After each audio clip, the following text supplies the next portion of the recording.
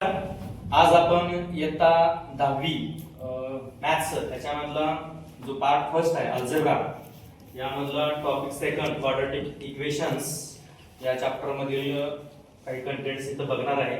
तर quadratic equations म्हणजेच वर्ग समीकरण आपण मराठीमध्ये म्हणतो आणि वर्ग समीकरणाचा स्टँडर्ड जो फॉर्म आहे तो आहे ax वर्ग plus bx plus c is equal to 0. याच्यामध्ये स्टँडर्ड फॉर्म असाच म्हणजे वर्ग समीकरण सोडवत असताना त्या समीकरणाचा घातांक हा 2च असला पाहिजे. तो 2 पेक्षा अधिक असता कामा नये किंवा 2 पेक्षा कमी सुद्धा असू नये किंवा तो मायनस सुद्धा जो घातांक आहे तो मायनस सुद्धा असून चालणार नाही. जर मायनस असेल अपूर्णांक असेल तरी ते क्वाड्रॅटिक इक्वेशन होणार नाही. म्हणून ax वर्ग plus bx plus c is equal to 0 हा स्टँडर्ड फॉर्म आहे. a is equal to not 0. जर a इज इक्वल टू 0 झालं किंवा आलं तर हे क्वाड्रॅटिक इक्वेशन राहणार नाही, कारण x चा घातांक 2 इथे 0 होईल, त्यामुळे क्वाड्रॅटिक इक्वेशन राहणार नाही. म्हणून ax square is equal to 0 म्हणजे a ची किंमत 0 असून चालणार नाही. b आणि c च्या जरी 0 आलं तरी आपल्याला चालतील, काही अडचण येणार नाही, ते गणित सोडवता येतं. यामध्ये आपल्याला पहिल्यांदा रूट्स ऑफ क्वाड्रॅटिक इक्वेशन्स म्हणजेच ज्यावेळी आपल्याला एखादं क्वाड्रॅटिक इक्वेशन दिलं जातं आणि त्याच बरोबर त्याच्या मधल्या व्हेरिएबल्सची किंमत दिली जाते. जेव्हा ती व्हेरिएबल्सची किंमत त्या इक्वेशन मध्ये आपण पुट करून त्याची व्हॅल्यू काढतो, जर ती व्हॅल्यू इक्वेशनची जर 0 आली तर दिलेली व्हेरिएबलची जी काही किंमत आहे ते त्या इक्वेशनचं काय असतं, आन्सर असतं. म्हणजेच या ठिकाणी एक एक्झाम्पल घेतलेलं आहे बघा. रूट्स म्हणजे मुळं असतात. हे दिलेलं m हे जर मी आता इक्वेशन मध्ये ठेवलं ह्या, जर याची व्हॅल्यू आता आपल्याला 0 पुढे जर मिळाली तर हा m हा काय आहे या इक्वेशनचा दिलेल्या रूट्सचा आहे असं म्हणता येईल. म्हणजे twice m square minus 5m is equal to 0 या इक्वेशन मध्ये m is equal to 2 is ही व्हॅल्यू आपण काय करणार आहे, पुट करणार आहे. म्हणजे twice m square minus 5m is equal to 2 हे जसंच्या तसं इक्वेशन आपण लिहून घेतलेलं आहे. m is equal to 2 this value putting in equation given 2 into in square in bracket 2 bracket चा square minus 5 in bracket 2 is equal to 0. 2 into bracket 2 चा square आहे म्हणजे इथं काय होणार आहे तर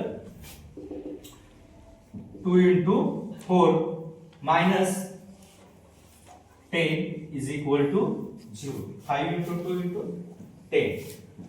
2 into 4 means 8 minus 10 is equal to 0 minus 2 is equal to 0. बघा इथं डावी बाजू आणि उजवी बाजू समान नाही, म्हणून this value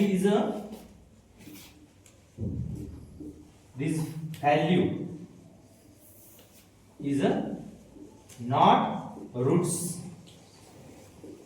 of given equations.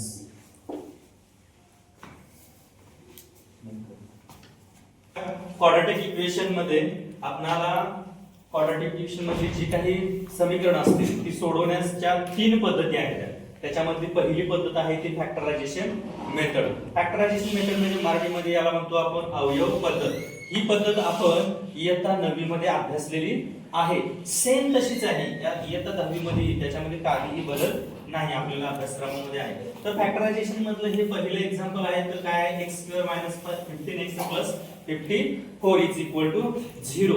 आता कसं सॉल्व्ह करायचं आहे आपल्याला, तर पहिल्यांदा जे दिलेले एक्झाम्पल आहे जे जसंच्या तसं आपण काय करणार आहे, लिहून घेणार आहे. आणि याच्यामध्ये काय करायचं आहे ते आपल्याला माहित आहे, आपण 9वी मध्ये शिकलेलं आहे.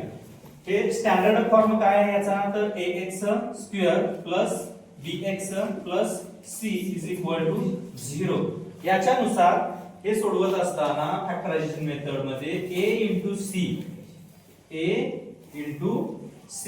जी काही व्हॅल्यू येईल त्याची आपल्याला काय करायचे, फोड पाडायचे आणि ती काय आली पाहिजे, प्लस मायनस जे काय असेल प्लस मायनस ती काय आली पाहिजे, एकूण व्हॅल्यू b ची किंमत आली पाहिजे. याची बेरीज वजाबाकी काय आली पाहिजे, बेरीज वजाबाकी b आली पाहिजे. आणि यांचा जर गुणाकार केला तर ac आला पाहिजे. म्हणजे a गुणिले ची जी व्हॅल्यू आलेली आहे ती आली पाहिजे. तर आता बघूया आपल्याकडे काय आहे. a ची व्हॅल्यू या ठिकाणी किती आहे 1 आहे आणि c ची व्हॅल्यू किती आहे 54 आहे. म्हणजेच 54 चे अवयव आपल्याला असे पाडायचे आहे की त्यांची बेरीज किंवा वजाबाकी केली तर किती आलं पाहिजे 15 आलं पाहिजे आणि गुणाकार किती आला पाहिजे 54 आला पाहिजे. आणि असे काय अवयव आहेत तर 9 सम 54 बरोबर आहे. आता इथं मायनस आहे म्हणून आपण आता बघा इथं प्लस आहे हे प्लस आहे म्हटल्यानंतर खाली अवयव येताना दोन्ही आले तर ते मायनसच असले पाहिजे किंवा दोन्ही असले तर ते प्लसच असले पाहिजे हे लक्षात ठेवायचं. इथं प्लस असल्यामुळे तर 9 संग 54 यालाही मायनस आणि यालाही मायनस. बघा त्यांचा गुणाकार मायनस मायनसचा गुणाकार प्लस बरोबर आणि ह्यांची मायनस मायनसची काय होते बेरीज होते. मग बेरीज बघा 9 आणि 6 15 मोठ्या संख्येचं चिन्ह म्हणजे मायनस म्हणजेच हे मतलबी आलं ना. म्हणजेच ह्या 15x साठी आपण आता काय घेणार आहे 9 आणखी 6 तर खाली आपण बघा x² minus 9x minus 6x plus 54 is equal to 0. आता ह्याच्यामध्ये आपल्याला 4 टर्म मिळाले. 4 टर्म मधल्या पहिल्या 2 टर्म मधनं कॉमन आणि दुसऱ्या 2 टर्म मधनं आपण काय करणार आहे कॉमन करणार. आता पहिल्यातले 2 काय निघते दोन्ही मधनं कॉमन तर फक्त काय निघतो आपल्याला x निघतो आहे आणि मग इथला एक x बाजूला निघाला म्हणजे x ला कशाने गुणल्यानंतर x² होईल रे x नच गुणल्यावर म्हणून एक x बाजूला म्हणून x आत शिल्लक 1 राहिला मधलं मायनस चिन्ह आहे त्यामधला x काय निघाला बाजूला निघाला म्हणजे आत फक्त 9 हा पहिला आहे झाला. परत हे मायनस चिन्ह आहे. एक लक्षात ठेवायचं काय पहिला जो कंस आलेला आहे 100% तोच दुसरा कंस असतो. फक्त कॉमन काढताना काय पाहिजे आपल्याला व्यवस्थित जर अगोदरच लिहून घेतलं तरी सुद्धा तुमचं गणित चुकत नाही. बघा आता इथे x आहे. आता ह्या दोन्हीतनं कॉमन बघा आतमध्ये काय आलंय x आहे म्हणजेच इथं 6x आहे म्हणजे ह्याच्यातलं कॉमन काय निघेल रे x ला कशाने गुणल्यावर 6x येणार आहे 6 बघा म्हणजे कॉमन काय निघाल बघा 6 ने x ला गुणलं की 6x 6 ने 9 ला गुणलं की 6 ने 54 बरोबर आहे. हा मायनस आहे मायनस हा plus minus plus minus minus minus plus गुणाकार. ओके हे अशा पद्धतीचे अवयव. आता ह्या दोन आलेल्या कॉमन कंसाच्या बद्दल आपण एकदाच त्यांना काय करायचं आहे लिहायचं आहे x मायनस 9 दोन्ही बद्दल एकदाच लिहायचं आणि राहिलेले ह्यांचे जे काय सहगुणक आहेत ते एका दुसऱ्या कंसामध्ये म्हणजे x आणि हा आहे तो मायनस 6 इज इक्वल टू 0. मग प्रत्येकाबरोबर काय म्हणायचं आहे प्रत्येक कंसाबरोबर x minus 9 is equal to 0 oblique x minus 6 is equal to 0. पुढं x is equal to 9 oblique x is equal to 6 म्हणजेच या दिलेल्या इक्वेशनचे फॅक्टरायझेशन म्हणजे अवयव पद्धतीने आलेली जी काही रूट्स आहेत त्याला रूट्स म्हणतात.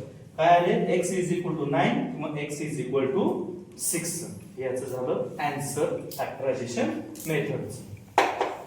क्वाड्रॅटिक इक्वेशन्स मधलं जे काही गणित आपली जे समीकरण सोडवण्याच्या पद्धती आहेत 3 पद्धती आहेत त्याच्यामध्ये factorisation method complete squaring method and formula method. त्यापैकी आता आपण कंप्लीट स्क्वेअरिंग मेथडनं कशी उदाहरण सोडवायची ते आपण इथं बघणार आहे. सुरुवातीला ही काळजी घ्यावी लागते हे गणित सोडवताना कंप्लीटिंग द स्क्वेअर मेथडनं याच्यामध्ये दिलेली जी काही a ची व्हॅल्यू आहे ती कायम आपल्याला एकच असावी लागते. जर एक नसेल तर ती एक करूनच घ्यावी लागते एवढे मात्र काळजी याच्यामध्ये घ्यावी लागते. जर तिथे a ची किंमत जर वेगळी असेल तर ती उदाहरणार्थ 4 असेल तर ह्या समीकरणाला पूर्ण 4 न भागून घ्यावं लागेल म्हणजे ते 4 ला 4 गेल्यानंतर काय होईल तर 1 ही व्हॅल्यू मिळेल तरच आपलं गणित बरोबर येणार आहे नाहीतर आपलं गणित चुकणार आहे. एक पहिल्यांदा काळजी घ्यावी लागते आणि त्याच्यानंतर हे दिलेलं कंप्लीटिंग स्क्वेअरिंग मेथडनं आहे ह्या पद्धतीने लिहून घेतलेलं आहे. एबीसीच्या आपण किमती टाकलेल्या आहे. याच्यामध्ये हे गणित सोडवताना थर्ड टर्म काढावी लागते आपल्याला. सोप्या पद्धतीने गणित जर सोडवायचे असेल तर थर्ड टर्म म्हणजे तिसरे पद मराठीमध्ये ते काय आहे नेमकं तर 1 गुणिले b जे आपलं a b c जी काय व्हॅल्यू आहे त्यामध्ये जी b ची जी काय व्हॅल्यू आहे त्या सगळ्यांचा स्क्वेअर करणे म्हणजेच 1/2 जसे तसं गुणिले या ठिकाणी b ची व्हॅल्यू आहे बघा 8 आहे आणि 1/2 ह्या 2 8 ला भाग जातोय म्हणून आपण काय केला 2 चोक 8 मध्ये 4 आलं.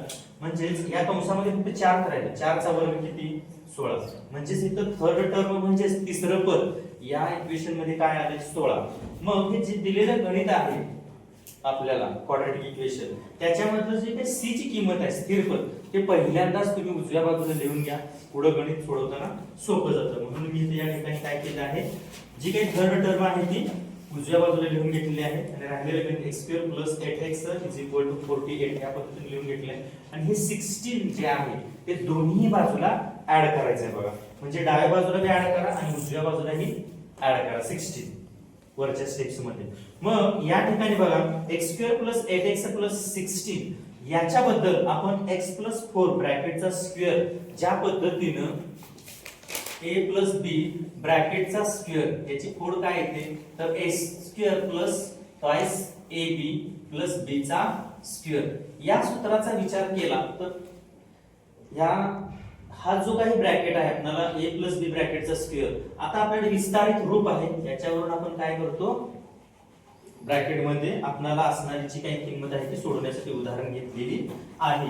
म्हणजेच पहिल्या पदाचं वर्गमूळ आणि शेवटच्या पदाचं वर्गमूळ हे जर घेतलं तर तुम्हाला सोप्या भाषेत म्हणजे x चं वर्गमूळ x आणि 16 चं वर्गमूळ 4 आणि ब्रॅकेटचा काय केला स्क्वेअर केला.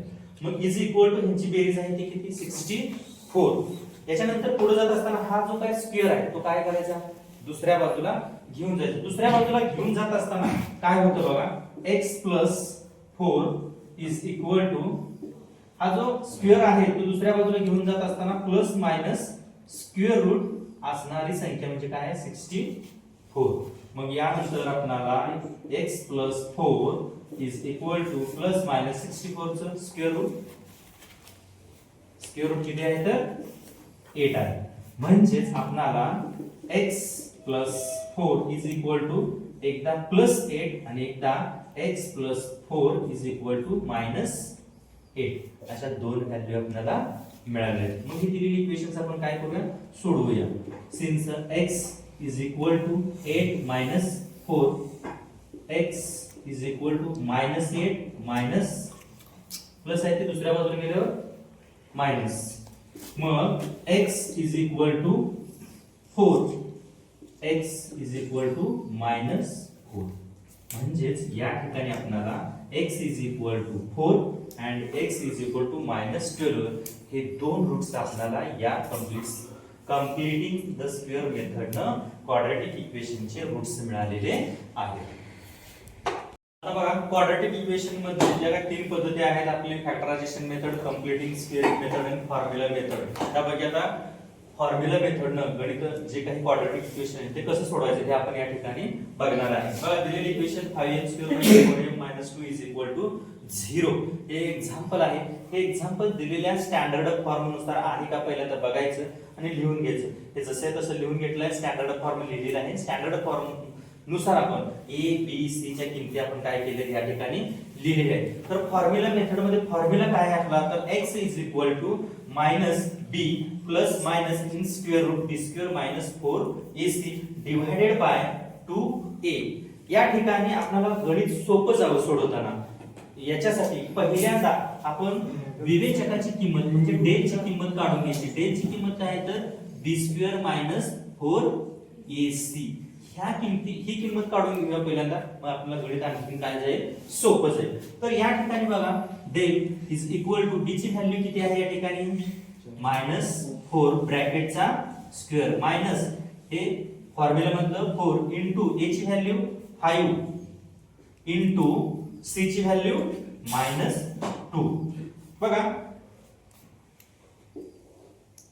डेल इज इक्वल टू -4 चा स्क्वेअर मायनस असला प्लस असला त्या संख्येचा प्रत्येक संख्येचा स्क्वेअर हा पॉझिटिव्ह येतो. किती येणार आहे तर 16. त्याच्यानंतर मायनस यांचा गुणाकार 4 × 5 = 20 20 दुनी 40 कसला 40 आहे -40 minus minus plus 16 plus 40 is equal to 56. Del ची व्हॅल्यू 50. 56. बघा ही जी आलेली व्हॅल्यू आहे ती ह्या सूत्रामध्ये आपण काय करूया, पुट आउट करूया. म्हणजेच बघा काय होईल, x इज इक्वल टू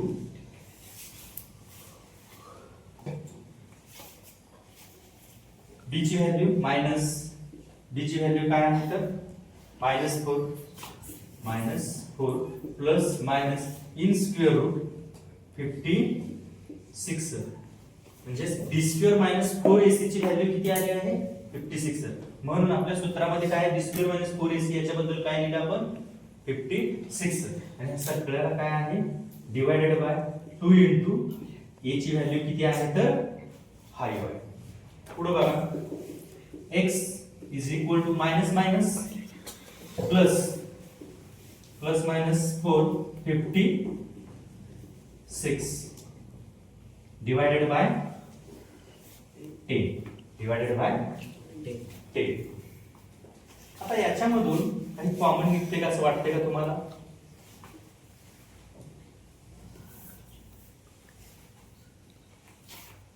याच्यामध्ये बघा 56 ची फोड काय होते, 56 ची फोड बघा x is equal to 4 plus minus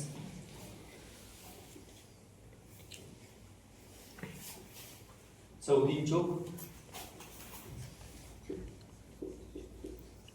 56 divided by 10.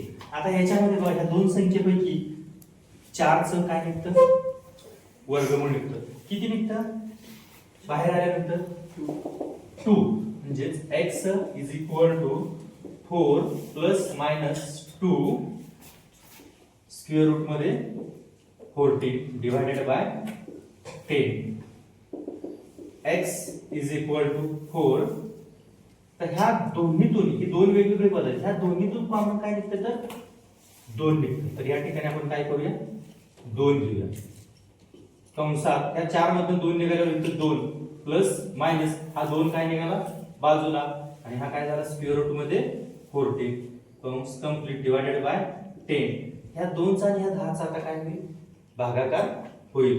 म्हणजे बे की बे पंचे 10. म्हणजेच x is equal to 2 plus minus in square root 14 divided by 5. बघा एकदा प्लस आणि एकदा मायनस मध्ये, म्हणून हे काय करूया आपण एकदा प्लस लिहूया आणि एकदा मायनस व्हॅल्यू लिहूया आपण. म्हणजेच x is equal to 2 plus 14 divided by 5 oblique x is equal to 2 minus 14 in square root divided by 5. This is the 2 square root of the given quadratic equation. Finding value by formula method. Quadratic equation मध्ये आपल्याला पुढचा जो घटक आहे तो nature of roots of quadratic equations म्हणजेच दिलेल्या वर्ग समीकरणाचं स्वरूप, मुळाचं स्वरूप हे कसं असतं हे आपल्याला शोधायचं आहे. जर b² - 4ac याची जर किंमत शून्यापेक्षा जर मोठी असेल तर त्याची मुळं म्हणजे roots are real and unequal. म्हणजेच ती मुळं कशी असतात वास्तव असतात. रिअल म्हणजे वास्तव आणखी असमान असतात. म्हणजेच शून्यापेक्षा त्याची किंमत काय असते मोठी असल्यानंतर. त्याचबरोबर b² - 4ac ची किंमत जर शून्यापेक्षा लहान आहे, ब्रॅकेट टोक लहान आहे म्हणजे याची जर किंमत लहान असते म्हणजे या किमती काय असणार आहे मायनस असणार आहे. तर अशा वेळी रूट्स आर नॉट रिअल म्हणजे अवास्तव आहे. त्या वास्तव आहेत का नाही मायनस मध्ये, आणि ते अनइक्वल म्हणजेच असमान असणार आहे. पण b² - 4ac 0 ची व्हॅल्यू जर 0 असेल म्हणजे काय असेल 0 म्हणजेच याची किंमत काय असेल 0 असेल. तर अशा वेळी हे रूट्स म्हणजे ही दिलेली मुळं काय असतात रिअल वास्तविक असतात आणखी इक्वल असतात असं संबोधलं जातं. त्याच पद्धतीचं ह्यांच्यावरचं एक उदाहरणाच्या सहाय्याने आपण काय करूया हे समजून घेऊया. Determine nature of the roots given equations. Twice x² - 5x + 7 is equal to 0. दिलेले इक्वेशन जसे तसे लिहा आणि ते कम्पेअर कोणाबरोबर करा तर क्वाड्रॅटिक इक्वेशनचा स्टँडर्ड फॉर्म आहे. काय स्टँडर्ड फॉर्म तर ax² + bx + c = 0 याच्या बरोबर काय करायचं कम्पेअर करायचं. म्हणजेच असणारे x² च्या बाजूची जी संख्या ती a ची असणार आहे, x च्या शेजारची असणार आहे ती b ची असणार व्हॅल्यू आणि स्थिर संख्या नुसती आहे ती c ची किंमत असणार आहे. ज्या काढलेल्या a b c च्या ज्या काही व्हॅल्यू आहेत त्या आपण कशामध्ये ठेवणार आहे डिटरमाइन म्हणजे डेल ची व्हॅल्यू b² - 4ac b ची व्हॅल्यू -5 आहे तिचा काय केला वर्ग आहे -4 इंटू a ची व्हॅल्यू 2 आहे आणि c ची व्हॅल्यू 7 आहे. त्या सूत्रामध्ये डेलच्या सूत्रामध्ये ठेवल्यानंतर आपण हे सोडवल्यानंतर आपल्याला काय मिळते तर 25 - 56 यांची वजाबाकी केल्यानंतर 31 म्हणजेच ही काय आली मायनस आली. मायनस म्हणजेच काय त्या b² - 4ac पेक्षा व्हॅल्यू काय झाली काय आहे जी मोठी आहे आणि ह्याची किंमत काय आली b² - 4ac ची कमी म्हणजेच ही मायनस व्हॅल्यू आहे ना. त्यामुळं ही जी काय आलेली रूट्स आहेत हे काय आहेत roots are equations are not real म्हणजे वास्तव आहेत का नाहीत हे अवास्तव आहेत आणि इक्वल्स या ठिकाणी. त्याच पद्धतीने राहिलेले जे काय आहेत म्हणजे काय जर मोठी असेल म्हणजे धन संख्या असतील तर रियल धन संख्या असतील तर रियल 0 जर इथे किंमत आली असती तर ते सुद्धा रियल अँड इक्वल असं आपण इथं खाली म्हणू शकतो. तर अशा पद्धतीने आपण nature of roots of given quadratic इक्वेशनचं फाइंड करू शकतो. धन्यवाद.